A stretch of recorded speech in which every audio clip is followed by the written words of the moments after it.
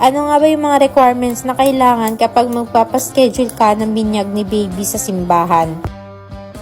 On the way na nga kami dito sa simbahan at kasama namin si baby. Wala kasi mapag-iiwanan kaya lagi namin siyang kasama kahit saan kami pumunta.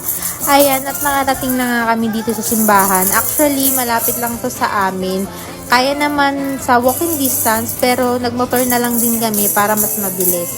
Dito nga nagdala lang kami ng ballpen at yung birth certificate ni baby para naman kung sakali ma-process na at hindi kami pabalik-balik. Mahirap kasi pabalik-balik lalo pag may dalang bata. So ayun nga guys, pagdating nga namin dito nagtanong na nga ako dito sa office kung ano yung mga requirements at paano magpa-schedule. Kapag magpapa-schedule ka, mas maganda may dala ka ng birth certificate ni baby at Xerox copy. At dito naman, binigyan kami ng fill-out form ng taga-office.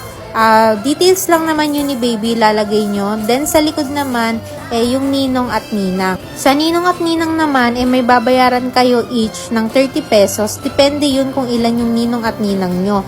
And then, ita-times nyo lang sa 30. Then, may set na rin siya na babayaran nyo ng candle para sa mga principal sponsor. Bali, dalawa lang yun, ninong at ninang. And then, yung parang bibs ni baby na ilalagay, yung white. Hindi ko lang alam kung bibs ba yun kasi first time ko lang din.